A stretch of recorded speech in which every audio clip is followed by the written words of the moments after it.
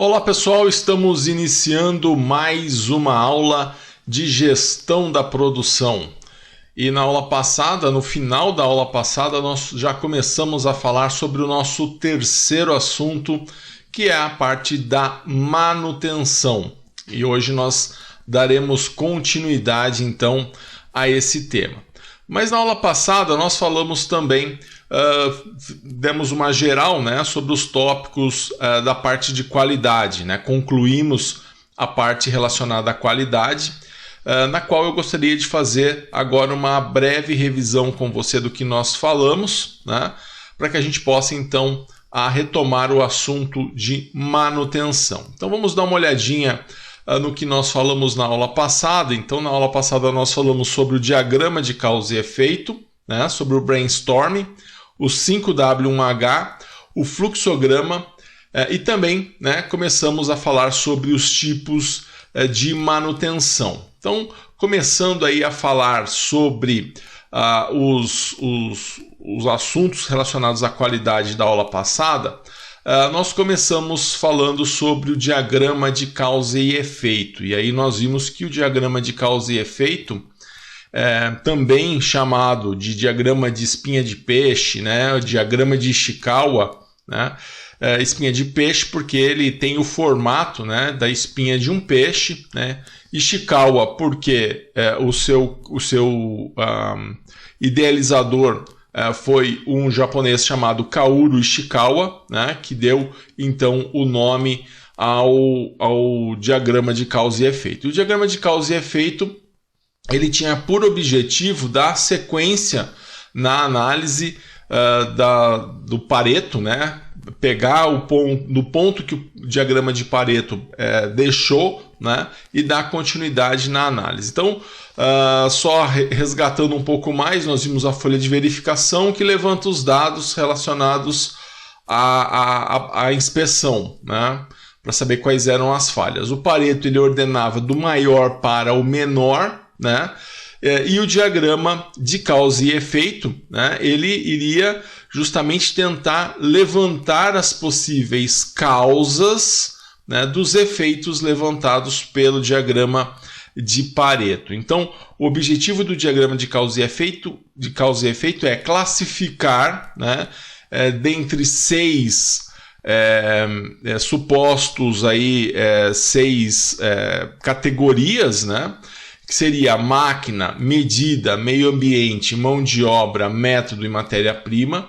E dentro dessa classificação, o objetivo então era levantar as possíveis causas para um determinado efeito, para um determinado problema. Então você colocava aqui na cabeça da espinha do peixe qual era o efeito, né, qual era o problema, e aí você tentava levantar as possíveis causas para esse problema, né? E sempre relacionando a máquina, a medida, a meio ambiente, a mão de obra, a método, ou a matéria-prima. Então você faria uma dessas seis classificações. Então esse era o diagrama de causa e efeito, que o objetivo dele era dar justamente continuidade, ao diagrama de Pareto. Então o diagrama de Pareto ele iria apontar do maior para o menor efeito, né? E aí o diagrama de causa e efeito ele ia tentar buscar quais seriam as causas para esse efeito, tá? E aí a gente viu que o importante não era levantar diversas causas, e sim levantar as causas mais certas, né? As causas que teriam mais relação com o problema em si, tá? Então tá aí, esse é o diagrama de causa e efeito, tá? Nós vimos também na aula passada o diagrama nós vimos também o brainstorming, tá? E o brainstorming, nós vimos que se trata aí de uma reunião, né, onde o significado de brainstorming seria tempestade de ideias, e o objetivo então do brainstorming seria reunir, né, aí de 6 a 12 pessoas, né, com o objetivo de levantar, né, possíveis causas para um determinado problema, de repente até alimentar com as causas, o diagrama de causa e efeito, enfim. Ele tinha como princípio, né, a reunião de brainstorming ela é muito mais do que uma reunião, porque ela tem como princípio que todos possam se manifestar livremente, né, sem ter medo de uma possível censura. Tá? Então é deixar vir à tona aí as ideias dentro das reuniões de brainstorming. Então nós falamos na aula passada sobre o brainstorming, que é muito mais, né, vai mais além de uma simples reunião, e ela vai ter então por objetivo trazer à tona aí todas as ideias, né, sem o risco de censura, tá? Sem que a pessoa seja contestada no momento da sua explanação. Pode ser, né, não que a sugestão, né, vai ser aceita, né, mas que a pessoa poderá expor as suas ideias livremente, sem essa censura. Isso tem que ser uma garantia aí das reuniões de brainstorming. Tá? É extremamente importante as reuniões de brainstorming, porque ela realmente traz, né, a empresa, né, a possibilidade de colocar várias pessoas e setores diferentes, inclusive, né, para debater, para poder falar sobre um determinado assunto. E aí a riqueza da reunião de brainstorming ela vai se dar pela participação do maior número de pessoas, né, do maior número de áreas, né, envolvidas, né, possível. Então, dessa forma você consegue fazer uma boa reunião de brainstorming. Tá? Bom, depois da reunião de brainstorming, nós vimos a ferramenta 5W1H, né, onde você tinha lá, era basicamente um plano de ações, né, onde você tinha lá uma planilha ou um relatório que procurava responder aí através de 5 Ws e 1 H, né, da língua inglesa, como, né, alguns elementos, né, que era o what, que quer dizer o que, né, vai definir o que vai ser feito, o que será feito, que seriam, você vai definir as etapas. Depois você tinha lá o how, né, que é o como deverá ser realizado cada tarefa, né, que você estaria definindo o método, né, why, que seria o porquê, né, por que deve ser executada a tarefa, você colocaria a justificativa das tarefas. O where, que seria onde, que aí você define onde cada etapa será executada, que é o local. O when, né, quando as tarefas deverão ser executadas, que seria o tempo, seria o prazo, tá? E o who, né, que é quem realizará as tarefas, né, de quem seria a responsabilidade. Então o 5W1H é uma ferramenta que ela funciona muito bem associada às reuniões de brainstorming, né, porque você consegue detalhar, né, um plano de ação, né, baseado então no que foi discutido ou na reunião de brainstorming ou na aplicação do diagrama de Ishikawa, né, no relatório de causa e efeito. Então, através do 5W1H você consegue documentar, e isso tem extrema importância. Então, nós, na aula passada, vimos aí como funciona o 5W1H, visto a sua importância, né, e o uso. Isso é muito utilizado nas indústrias hoje em dia. E aí a última ferramenta que nós vimos, encerrando essa parte de qualidade, que na verdade não é uma ferramenta de qualidade, é uma ferramenta de processo, mas ela é muito útil nas soluções, dentro até mesmo dos setores das áreas relacionadas à qualidade, que é o fluxograma, né, onde através de quatro indicadores, né, nós conseguimos definir o fluxo de um determinado processo. Então você tinha lá o início e o fim, né, marcando o começo e o término do fluxograma, e aí você tinha lá uma caixa para processo, que é um retângulo, e um losango, que é uma caixa para tomada de decisão. Então nessa tomada de decisão você tinha lá o seu fluxograma. E aí nós vimos, através de alguns exemplos, inclusive um dos exercícios que nós vamos corrigir hoje é relacionado ao fluxograma, e aí a gente vai ver com um pouco mais de detalhe como que a gente faz o fluxograma. Mas o objetivo do fluxograma é aquilo que um determinado procedimento, né, você poder reescrevê-lo, né, através de simbologias, né, justamente essas 4 simbologias, principalmente o processo e a tomada de decisão, tá? Que seria aqui o losango. Então tá aí, esse é o fluxograma, e nós vimos também e começamos a ver a parte de manutenção, né, onde nós vimos os tipos de manutenção. Quais eram os tipos de manutenção? Talvez alguns tipos que você ainda não tinha pensado a respeito, né? Mas nós vimos lá a preventiva, né? Manutenção preventiva, que é quando você realiza trocas de peças baseado aí no tempo, né, de uso, né? Ou baseado num determinado na frequência de uso de maneira geral. Então você realiza trocas baseado numa determinada planilha que vai dizer para você, olha, de 6 em 6 meses, ou após determinado X usos, você realiza essa troca ou essa substituição. Então essa é a manutenção preventiva. Nós vimos a manutenção corretiva, né, que é aquela que não tem jeito. Quando o equipamento quebra, você vai lá e faz a substituição da peça, e isso acontece de maneira inesperada. E nós vimos também a preditiva, né, que ela seria uma espécie de manutenção preventiva, né, você também realiza isso sem que a máquina pare, porém, né, você não faz as trocas, as substituições baseado no tempo, né, baseado numa pré-definição de tempo ou de ciclos do seu equipamento, e sim baseado numa análise que você faz da sua peça, tá? Então você vai verificar essa peça não somente através de inspeções, tá? Mas também como análise de vibração, outro tipo de análise, você consegue verificar ainda a vida útil daquela peça. Então a manutenção preditiva ela é interessante porque ela evita muitas vezes que você troque aí alguma peça sem a necessidade. Então, se a gente for fazer uma analogia com o automóvel, né, o que você troca de maneira preventiva, corretiva e preditiva? De maneira preventiva, você troca a correia dentada do carro, porque você faz isso baseado no tempo ou no número de ciclos.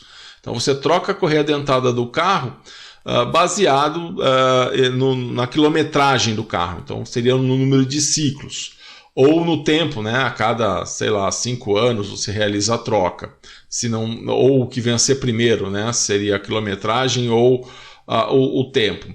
Então, baseado em tempo ou baseado em ciclos, você então está utilizando a manutenção preventiva. A corretiva, né, no caso do automóvel, é quando você troca, por exemplo, uma luz quando queima, né? A luz do seu farol quando queimou, você vai lá e faz a substituição. Você não faz isso nem preventivamente, né?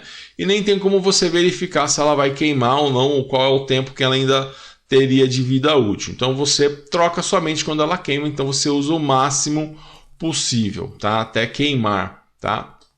E aí você tem a preditiva. A preditiva eu dei como exemplo na aula passada o pneu, né? Você faz verificações do seu pneu antes de fazer a troca. Ou seja, você não troca quando chega nos 60 mil quilômetros. Você troca um pneu toda vez que você verifica ali pela marcação que ele tem, né? Quando ele não tem mais, ele já chega naquele ponto, então você consegue analisar para ver se esse pneu ainda tem uma boa vida útil ou não. E também nós vimos um quarto tipo de manutenção, que é a manutenção autônoma, tá? A manutenção autônoma é aquela feita pelo próprio operador da máquina. Então ele não é feito pela equipe de manutenção da empresa. Ele é feita, essa manutenção ela é feita pela própria equipe aí de manutenção, pelo próprio operador da máquina, né? Pela própria equipe que opera a máquina. Dessa forma, né, cria um vínculo, né, do operador, né, com a manutenção no sentido de manter a máquina, né? E aí normalmente são alguns ajustes, né, simples ajustes ou limpeza ou lubrificação que o pessoal de operação realiza, e aí eles vão realizar então essa manutenção autônoma. Então tá aí, pessoal, nós vimos esses assuntos, né, na aula passada, e eu deixei também para você, eu tinha deixado para você alguns exercícios, né, para validação da sua presença, tá? Vamos fazer a correção desses exercícios. Então nós tínhamos lá a primeira questão, onde eu pedia para você definir o diagrama de causa e efeito. Então nós vimos aí que ele é uma representação gráfica que vai permitir a organização das informações, porque ela possibilita a identificação das possíveis causas de um determinado problema ou efeito, né? Então o efeito, né, que nós chamamos de efeito, seria o problema, e o que nós chamamos de causa, né, seriam os motivos que levam ao problema, né? Seria a origem do problema. Então está aí a definição do diagrama de causa e efeito. Aí na segunda questão eu pedia para você definir brainstorm, né? Como nós falamos, é uma reunião aí de 6 a 12 pessoas no qual um tema é exposto e que através da livre associação de pensamento começam a surgir ideias associadas a esse tema. Tá? Nós já falamos também um pouquinho sobre o brainstorming na nossa revisão. Na terceira questão, eu pedia para você definir a manutenção preditiva, né? Na manutenção preditiva, ela é aquela baseada no estado, né, do equipamento, tá? E na tentativa aí de definir um estado futuro, né, de um equipamento por meio de dados, né? Dados que são coletados ao longo do tempo por meio da verificação e a análise do equipamento. Então essa é a definição da manutenção preditiva, tá? Essa é a definição da manutenção preditiva. E a quarta questão, né, como eu comentei, quando eu estava fazendo a revisão de fluxograma, né, tinha uma das questões, que é essa quarta questão, que eu pedia para você desenhar o fluxograma do processo de troca de um pneu furado, tá? E aí a gente pode fazer da seguinte forma, sempre começando com um balãozinho de início, né? E aí eu posso verificar, né? Fazer algumas verificações iniciais, né? Alguns processos iniciais que, por exemplo, né? Eu teria que verificar, por exemplo, aqui no caso eu estou dizendo que eu tenho que pegar o macaco, né? E a chave de roda, a primeira coisa que nós vamos fazer. Depois aqui nós vamos desapertar os parafusos, né? Então vai lá, pega o macaco, pega a chave de roda, desaperta os parafusos, e aí chegou na hora de pegar o step. E aí você vai pegar o seu step e aí vamos fazer uma verificação, né? Aqui nós vamos verificar se o step está ok, né? Se ele estiver ok, eu vou seguir, né? E vou fazer o quê? Eu vou trocar o pneu. E aí eu poderia especificar, né? Coloca o macaco, levanta o carro, desaperta antes, né? Desaperta os parafusos, depois coloca o macaco, sobe o carro. Eu poderia dar mais detalhes, tá? Sem problemas, tá? Esses detalhes eles poderiam vir. E aí o seu fluxograma vai ficando maior, aí vai dependendo da necessidade que você tem de dar mais detalhes àquilo que está sendo feito aí no seu fluxograma. Aqui, para simplificar, até por uma questão de espaço aí da tela do seu computador, da tela do seu celular, eu vou colocar já troca o pneu, quer dizer, ele vai, dentro desse trocar pneu, está incluso aí ele desapertar os parafusos, subir o carro com o macaco, retirar os parafusos, retirar a roda, colocar a outra roda e colocar os parafusos. Poderia estar especificando processo por processo,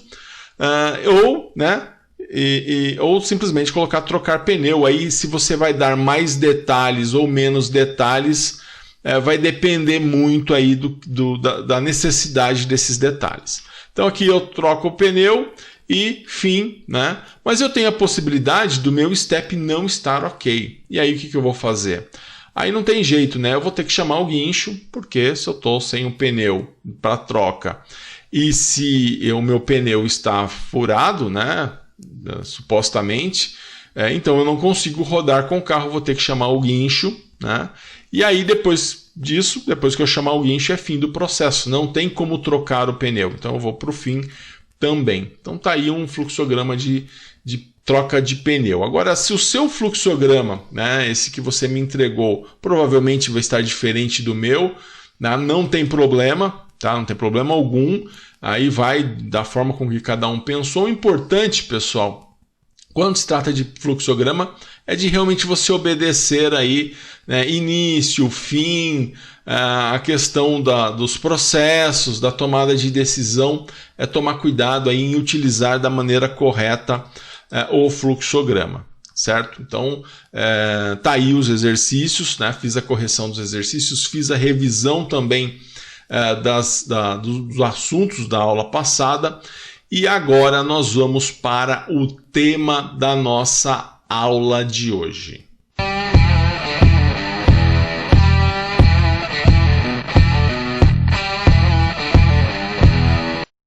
Muito bem, então você vê aí na sua tela, falaremos sobre TPM, tipos de falhas e sobre índices de manutenção. Então, a ideia é que nessa aula a gente possa aprofundar aí a questão da manutenção, de como se faz o gerenciamento da manutenção. Então, falamos sobre a produção, falamos sobre a qualidade e agora a gente fala da continuidade aí no tema manutenção, visto que na aula passada nós falamos então dos tipos de manutenção.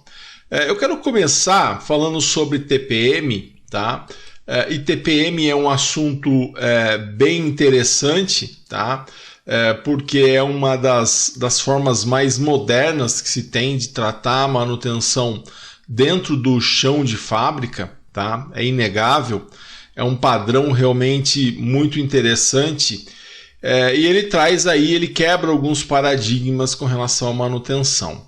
Então vamos começar definindo o que é manutenção, tá? Antes da gente falar da TPM em si, né? Nós já vimos esse conceito na aula passada, então nós vimos que manutenção ela é a ação ou o efeito de manter ou manter-se, né? Ela é a ação de sustentar, de conservar, de garantir assim seu bom funcionamento, né? E aí a gente usa esse termo para manutenção de máquina, manutenção de ferramentas de forma geral. Então, como nós já falamos na aula passada, manutenção tem mais a ver com manter do que com consertar, do que com trocar.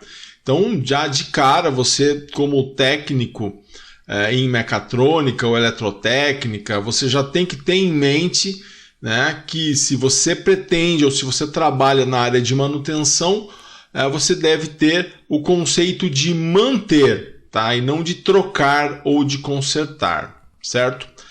Bom, e aí dentro desse conceito, né, vem aí o conceito de TPM, né? Então agora sim nós vamos ver o que é TPM, tá? TPM, pessoal, quer dizer Total Productive Maintenance, tá?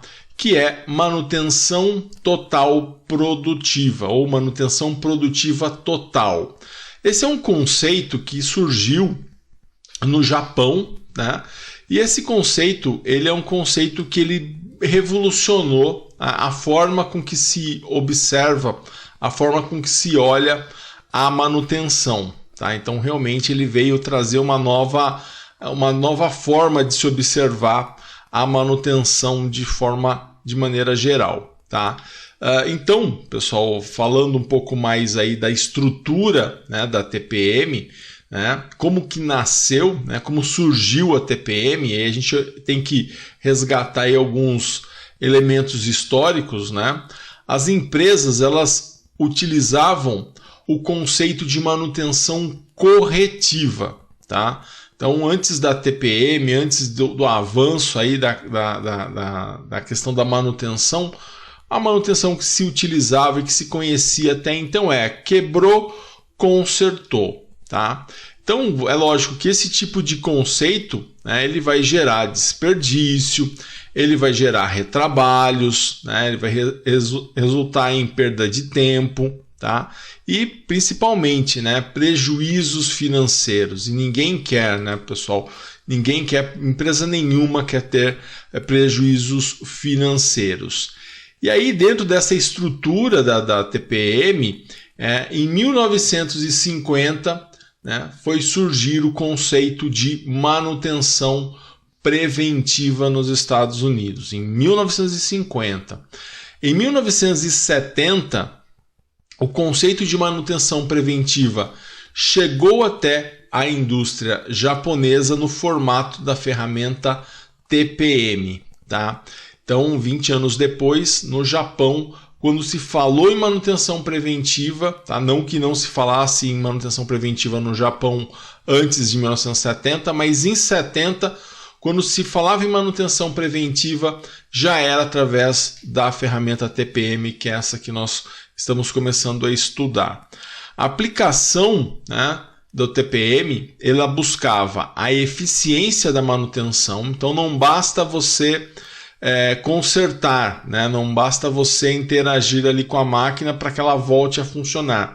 Isso tem que acontecer de forma eficiente, tá?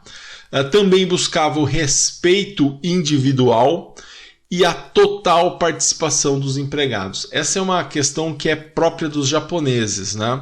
O pessoal da cultura oriental tem muito disso, né? Uma fábrica que traz esses conceitos orientais é uma fábrica que ela quer a participação de todos. Então se levou esse conceito, né, e principalmente na parte da qualidade, né, todos devem participar da qualidade de uma empresa para que ela tenha sucesso, e através da TPM, né, eles também buscaram isso na manutenção. Então, participação de todos os empregados também na questão da manutenção, certo? Então isso era muito evidenciado. E o Japão, né, nessa época, ele vivia um cenário diferente do que ele vive hoje, né? Então nessa época você tinha o quê?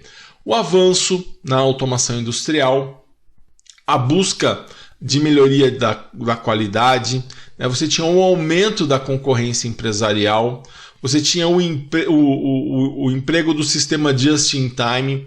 O sistema Just-in-Time, ele significa o seguinte: você é justo no tempo, né? Pronto na hora. Então a ideia era você ter o mínimo de estoque, né? Você realmente só trabalhar com aquilo que iria ser usado. Então essa era meio que a filosofia aí do sistema Just-in-Time.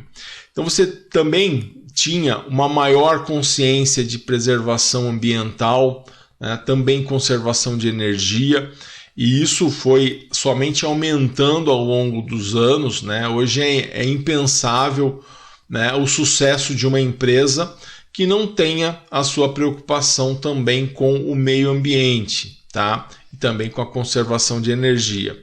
Falando da conservação do meio ambiente, a gente lembra, por exemplo, e aí eu me refiro a empresas que poluem, né, ou desmatam, né, empresas que realmente causam dano ao ambiente. Isso são empresas que elas dificilmente vão ter espaço aí no mercado, certo? Bom, nessa época, né, então, além disso, o Japão ele tinha uma dificuldade de recrutamento de mão de obra para trabalhos considerados sujos, né? E aí, esses trabalhos, né, sujos, pesados, perigosos, isso ainda existe no Japão, tá? O japonês ele prefere o trabalho mais intelectualizado, e aí sobram, principalmente para os latino-americanos, né, que vão para lá tentar a vida no Japão, realizar esse tipo de trabalho. Você já deve ter ouvido muitas vezes, né, de pessoas que saíram do Brasil, foram passar uma temporada no Japão, em busca e realizavam trabalhos aí mais pesados, tá? Porque realmente o japonês ele sempre refutou, ele nunca teve muito apreço por esse tipo de trabalho, já desde essa época, tá? Bom, também nessa época o Japão ele vivia um aumento da gestão participativa, né? E aí o surgimento do operário polivalente, né? Ou seja, aquele operário que realiza, né, vários trabalhos, né? Você não tem somente aquele cara que realiza uma atividade só, e sim aquelas pessoas que fazem muitos trabalhos dentro de uma determinada empresa. Tá? Então você tinha aí o surgimento desse tipo de operário polivalente. Tá? E aí a TPM se estruturou baseado nisso, né? A TPM, baseado nesse cenário, ela foi trabalhar justamente em cima de alguns pilares, né?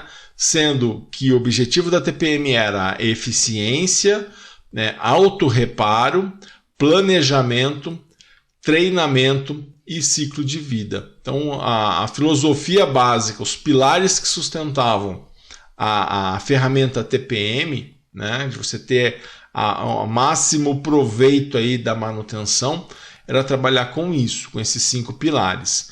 E os objetivos gerais, né, você tinha lá o objetivo global, né, que era a melhoria da estrutura da empresa em termos materiais de máquina, equipamento, ferramenta, matéria-prima e também de produtos, né? E em termos humanos, né, você queria um conhecimento maior para os funcionários, né, um desenvolvimento das habilidades e das atitudes. Então, é sempre o pensamento no desenvolvimento dos funcionários, né? E esse desenvolvimento ele era extremamente importante, aí, por isso que a gente considera a TPM como uma filosofia, tá? E é dentro dessa filosofia aí que nós temos aí essa metodologia aí da automanutenção. Se incorporou muito a questão da manutenção autônoma, né? Manutenção preventiva, né? Realmente você administrar essa manutenção de maneira a não somente aquele trocador de peça, como muitas vezes a gente vê nas empresas, mas realmente um departamento de manutenção estruturado em cima de como deve ser, né? Realmente um departamento para dar todo o suporte ao restante da fábrica. Certo, pessoal? Então tá aí, essa é a questão da TPM. E agora a gente vai falar um pouquinho, né, sobre as causas de falha. Vamos falar sobre falha, né? Quando você tem lá as quebras, né? Então a gente tem que primeiro entender, né, por que ela ocorre, né, a origem do problema, né, comprovar quais as causas incidem mais, né, adotando de repente o sistema 80-20 que nós vimos, né, do Pareto, né, onde 20% das causas geram 80% dos problemas. Então, baseado nisso, a gente consegue fazer uma classificação das falhas, né, tentar entender como essas falhas elas vão acontecer aí ao longo do processo. Então, nessa classificação, a gente vai ter o quê? A gente vai imaginar, né, que a gente pode classificar de acordo com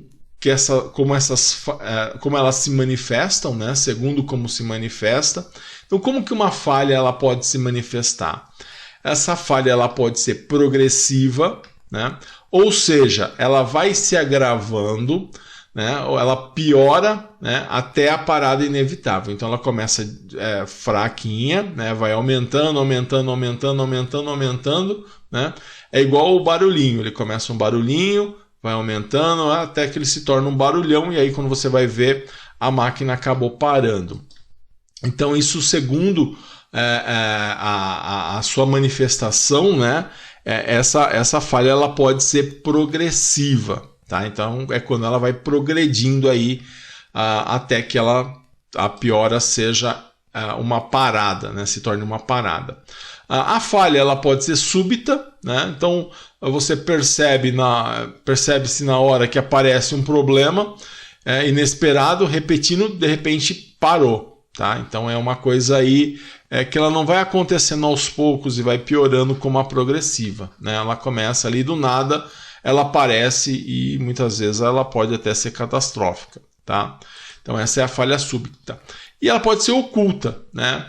Falha que para o equipamento, ela é uma falha que para o equipamento, mas você não conhece a causa, né? Até que pelo menos que haja uma investigação mas aí de repente parou, mas você não sabe por quê, né? Então ela nem é progressiva, nem é súbita, mas ela é oculta, é uma falha, nesse caso, oculta, porque ela vai parar o equipamento sem que você conheça a causa, certo?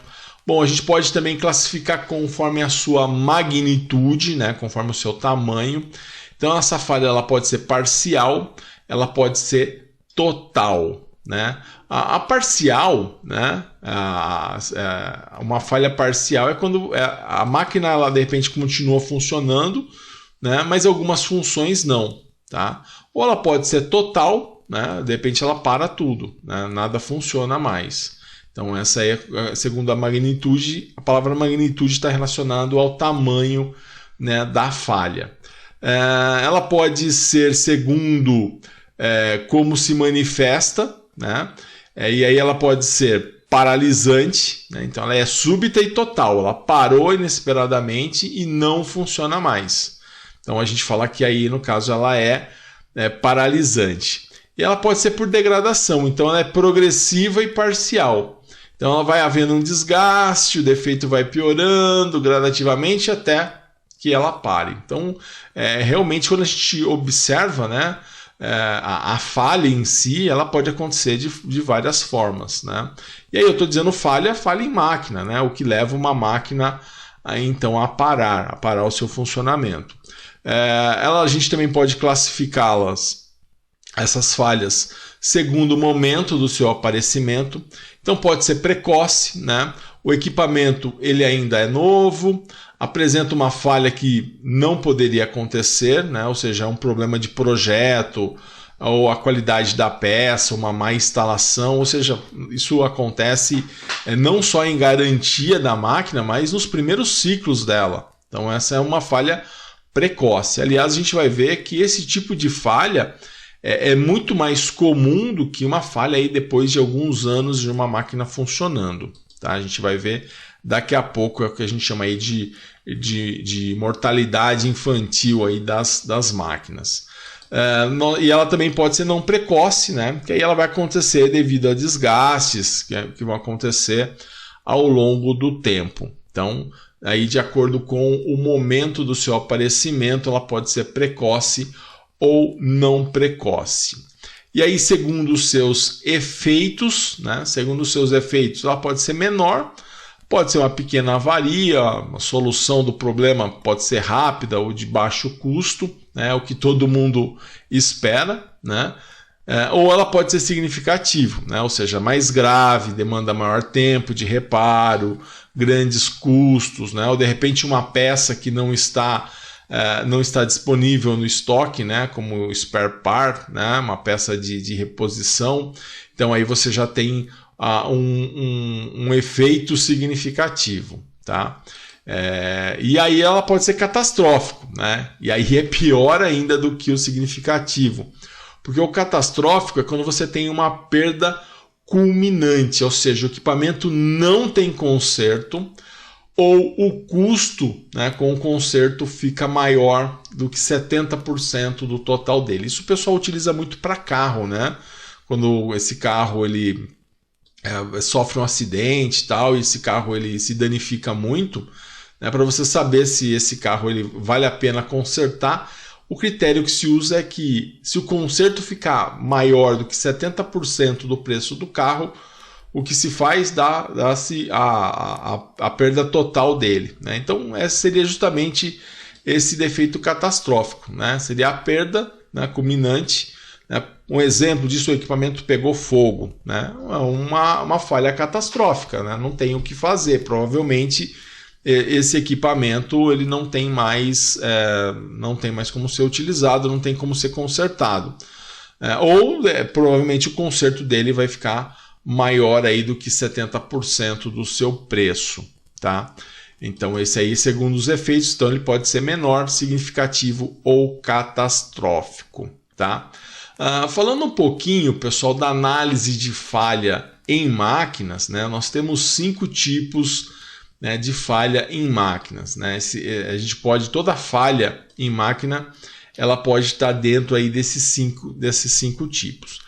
Ela pode ocorrer por má instalação, né? Então você foi lá, comprou uma máquina nova, ou já usada, mas na instalação ela por problema na instalação ela não vai funcionar.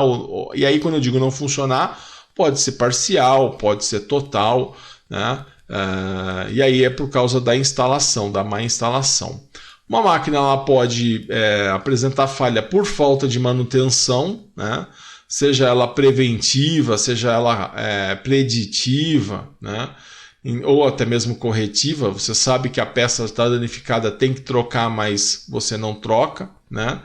Então aí por falta de manutenção você pode ter aí uma falha grave em máquina. Operação imprópria, né? Quando realmente o operador ele opera a máquina de maneira errada, né? Realiza algumas operações que causam dano à máquina. Então essa operação imprópria ela realmente vai causar aí essa falha em máquinas, né? Ela pode ocorrer também por falha de projeto, né? Ou de especificação, né? Então existem casos de problema de projeto, né? Em que ela acaba falhando. Eu vou dizer com relação, fazendo uma analogia de novo, né? Automóvel que muita gente aí conhece, tá? Existem alguns automóveis e o pessoal fala, olha, tal modelo de carro sempre dá problema na bomba d'água, né? Então já é uma coisa já de projeto, já é uma coisa de especificação. De repente teria que ser visto sob o ponto de vista da qualidade de projeto, tá? Então também é uma das formas dessa máquina parar. Ou falha de fabricação, né? Também por conta da falha de fabricação, você pode ter uma máquina parando, tá? Eu acrescentaria um sexto tipo de falha, que é aquele por desgaste natural, né? Mas aí o desgaste natural, por que ele não está contemplado aí entre esses 5? Porque ele vai entrar aí nessa questão da falta de manutenção, né? Porque a ideia você pode até ter uma máquina antiga, né? Mas se você for fazendo a manutenção dessa máquina, ela vai se manter, né? Ela vai se manter mesmo após muitos anos de uso. Aí você vai ter que gastar em manutenção. O problema é que aí vai a questão da análise, né? Muitas vezes a manutenção dessa máquina fica muito mais cara e acaba não compensando do que a demanda, né, pela troca das peças. Você pega, por exemplo, uma máquina de 10 anos de uso, aí você pega uma máquina de 50 anos de uso, provavelmente você já trocou todas as peças dessa máquina. Então praticamente você já gastou uma ou duas máquinas nesse tempo só com manutenção. Então existe um limite onde não compensa mais, né, a máquina muito antiga, o custo, né, de manutenção acaba não compensando. É a mesma analogia com o carro, né? Você tem um carro muito velho, mas muito velho mesmo, acaba não compensando o tanto de vezes que ele acaba parando por quebra, né? Acaba não compensando aí você ter colocando um carro desse para rodar, tá? Então a mesma coisa acontece com a máquina. Aliás, o carro também é um tipo de máquina, certo? Bom, pessoal, vamos falar agora sobre alguns índices de manutenção, e é interessante, tá? Porque existe uma forma de você medir, né? Fazendo um link aí com o que a gente acabou de falar, lá da máquina muito velha, para você realmente saber, né, se essa máquina está dando muito trabalho, um trabalho excessivo, está quebrando muito. As quebras elas têm aí soluções muito demoradas. Então tem como você avaliar tudo isso. E uma das formas que nós temos de avaliar isso é através dos índices de manutenção. Então eu vou apresentar esses índices. Um deles é o MTTR, né? MTTR quer dizer Mean Time to Repair, que é o tempo médio para reabilitar uma máquina ou equipamento, tá? É um tempo médio de reparo. Ou seja, né, para condições pré-determinadas, né, ela vai estar definindo aí o tempo que leva para você consertar uma máquina, tá? Então, quanto menor for esse tempo, melhor o resultado. Então, na média, quanto tempo que se leva para consertar um equipamento, tá? É isso que você vai estar definindo no MTTR. Então, a ideia é o seguinte: você criar um histórico, né, levantando aí ao longo de um ano, vamos pegar aí um ano, né? Então começou o ano lá, a máquina quebrou em fevereiro, ela levou 5 horas para ser consertada. Depois ela quebrou em março, levou 2 horas. Depois ela quebrou em maio, levou 1 hora. Depois ela quebrou em setembro, levou mais 3 horas para ser consertada. E ela quebrou em novembro, levou mais meia hora. Em dezembro ela levou 7 horas para ser consertada. Você vai somar então os tempos, né, que ela levou para ser consertada e dividir pelo número de vezes para você saber na média qual é o tempo que ela leva para ser reabilitada. Então ela é o tempo médio para reabilitar uma máquina, certo? Esse é o MTTR. É diferente do MTBF, né? Que é o Mean Time Between File, né? Que é o tempo médio entre ocorrências de falha. E aí, quanto maior, melhor. Então, o que é o MTBF? É o tempo médio entre a ocorrência das falhas. Então, ela quebrou, vamos pegar aí durante um ano, ela quebrou em janeiro. Aí, depois de 45 dias, ela quebrou de novo. Não importa o tempo que levou para consertar, porque isso vai interferir lá no MTTR. Mas no MTBF, né, que é o que a gente está falando, então ela quebrou em janeiro, 45 dias depois ela quebrou de novo, 90 dias depois ela quebrou de novo, 120 dias depois ela quebrou de novo, 45 dias depois ela quebrou de novo, e 100 dias depois ela quebrou novamente. Então o que você vai fazer? Você vai fazer agora a média, né, desse espaço de tempo entre uma quebra e outra. Então você vai chegar à conclusão, por exemplo, né, que o MTBF dessa máquina é de 90, ou seja, a cada 90 dias essa máquina quebra. E aí o interessante é que você consegue verificar o seguinte, juntar aí a informação que você tem do MTBF, vamos supor que você chegou à conclusão que a cada 92 dias essa máquina quebra em média, né, e você tem lá a informação do MTTR, que você sabe que quando ela quebra, em média, ela leva 4 horas para ser consertada. Então você já sabe aí mais ou menos por ano, né, o quanto que essa máquina leva, quanto que essa máquina fica indisponível. Você consegue inclusive calcular o tempo que ela fica parada por ano, né, juntando aí, multiplicando o MTTR com o MTBF.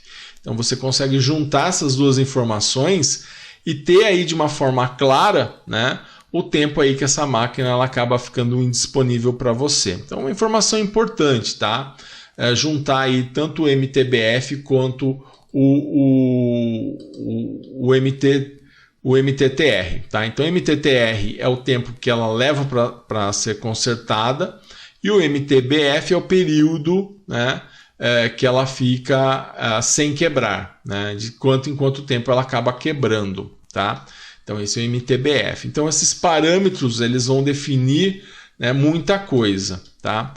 Eles vão ajudar a gente a definir o que é a confiabilidade, né? O que é a confiabilidade de uma máquina? É a probabilidade da máquina ou do equipamento operar continuamente, né, sem falhas por intervalo de tempo sobre condições pré-determinadas. Então, né, quanto maior o MTBF, né, menor vai ser a confiabilidade. Então, a confiabilidade você quer que a máquina fique trabalhando e operando, né, para aquilo que ela foi comprada, né? Ela não quer. Você, quando compra uma máquina, você não pensa nessa máquina parada por motivos de manutenção. Você pensa nela sempre funcionando. Então, a confiabilidade é justamente você conseguir aplicar, né, essa máquina para as condições que ela foi realmente comprada. Então essa é a confiabilidade. E aí é que eu falei lá atrás, né, de um ponto importante, que é a curva da bacia.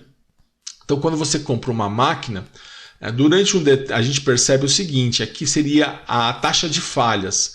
Então quando você compra uma máquina, a chance de você ter uma falha é grande, né, justamente porque aqui vai incidir alguns problemas relacionados à instalação, relacionado a defeito de fabricação, né, a adaptação ao ambiente. Então você pode ter uma falha maior, né? Por isso que a gente tem lá os períodos de garantia, tá? E aí depois ela entra numa estabilidade, né? Ela vai ter ali a sua chance de quebra, né? Isso aí vai aumentando conforme vai passando o tempo.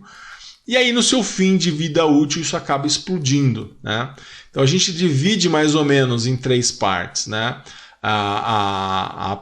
O início da máquina, né? onde vai se afetar aí sobre ela a mortalidade infantil, né? Por conta dos defeitos de fabricação, instalação, operação inadequada, né? Você não tem ainda o que a gente fala, o operador ainda não tem as manhas, né, de operar essa máquina.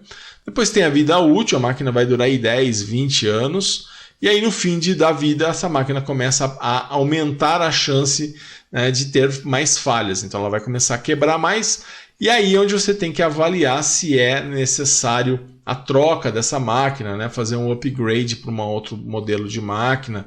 Aí vai depender muito a questão da estratégia da empresa, tá? Isso vai depender nesse caso. Então essa é a curva da bacia. Então ela tende a falhar mais tanto no começo quanto no final, né, da sua vida útil. Aí fica o formato de uma bacia, né? Então ao longo dos anos intermediários aí ela até que é estável. É lógico que isso vai depender, isso pode ser acelerado, né, com a falta de manutenção ou tudo mais. Mas é lógico, é inegável que conforme vão passando os anos, a chance dessa máquina apresentar problema é muito maior. Então, por isso aí que a gente leva em consideração, né, o fim da vida útil dessa máquina. Tá? Um conceito importante que nós temos é o conceito de manutenabilidade. Tá? O que vem a ser, então, a manutenabilidade? A manutenabilidade, pessoal, é a facilidade para se fazer a manutenção em uma máquina. Isso é definido pelo MTTR e existe realmente isso, né? O MTTR é o tempo que a máquina leva médio para ser consertada. E existe isso, né, pessoal? Tem máquinas que são mais simples, tem máquinas que são mais sofisticadas, né, para se consertar, são máquinas mais difíceis. Quanto maior o nível de tecnologia empregado nessas máquinas, mais difícil vai ficando então o conserto, né? Quanto mais eletrônica essas máquinas se tornam, maior a dificuldade aí no conserto dessas máquinas. Então, por isso que a gente classifica então a facilidade para se fazer a manutenção em uma máquina como MTTR. Tá? Então aí a gente está... quer dizer, esse é o tempo, né? E aí a facilidade para manutenção é a manutenabilidade, tá? Vai ser definido pelo MTTR, né, que é o tempo de reparo, né? É o tempo de reparo. Quanto menor o tempo de reparo, vai indicar então que essa máquina é uma máquina aí de fácil manutenção. Então é esse tempo de reparo, o MTTR, tempo médio de reparo, que vai definir se essa máquina tem uma boa manutenabilidade ou uma manutenabilidade baixa. Tá? Então, quanto menor esse tempo, maior vai ser a manutenabilidade. Né? Sempre tem aquela máquina, né, que o pessoal não gosta, o pessoal de manutenção não gosta de trabalhar com ela, por questão da dificuldade, né? Então, realmente, você tem aí alguns pontos importantes. Falando ainda sobre a manutenabilidade, né, a gente também classifica a manutenabilidade como a probabilidade de uma máquina ser reabilitada. E a gente sabe que quanto mais para o fim, né, da vida dessa máquina, né, quanto mais quilômetros rodados essa máquina tem, a probabilidade dela ser reabilitada é menor, né? Então ela vai seguir aí o seu ciclo de vida e nos ciclos finais a chance dela ser reabilitada ela vai ser menor, vai se tornando cada vez mais difícil se fazer manutenção aí nessas máquinas. Bom, a manutenabilidade ela observa alguns aspectos, por exemplo, a disponibilidade, né, que é a porcentagem do tempo que uma máquina ou equipamento está disponível para uso e produção, né? Ela vai também analisar a robustez, né, que ela vai representar uma pequena variação do funcionamento de um equipamento na presença de ruído, né, que provoca algum tipo de perda. Então a robustez, por exemplo, ela vai definir aí se a máquina, diante de um pequeno ruído, esse ruído vai ser uma fonte externa aí de interferência, né, se realmente a máquina tem a capacidade de continuar operando mesmo com pequenas variações. E ruído, né, que é justamente essa fonte de variação, né, que normalmente está fora do controle, né, apesar de poder até ser conhecida, você pode saber qual é a fonte de ruído, mas ela está, de repente, fora do seu controle. Então, seria aí o trabalho da sua máquina, né, sobre condições adversas. Então, como que a sua máquina, né, trabalharia aí diante dessas condições adversas, né, como que seria, então, o funcionamento da sua máquina dessa forma. Legal, pessoal? Então tá aí, falamos um pouco mais sobre manutenção, falamos um pouco mais aí, aprofundamos um pouco mais sobre o tema manutenção nessa aula, tá? E eu gostaria agora, né, de propor, né, que você faça aí 4 exercícios para validação da sua presença, tá? São exercícios para que você possa verificar aí se você aprendeu realmente aquilo que nós vimos na aula de hoje. Se tiver alguma dúvida, você pode voltar esse vídeo, revê-lo, e também eu estarei à sua disposição no grupo de WhatsApp. Legal, então, pessoal, um grande abraço a todos e bons estudos!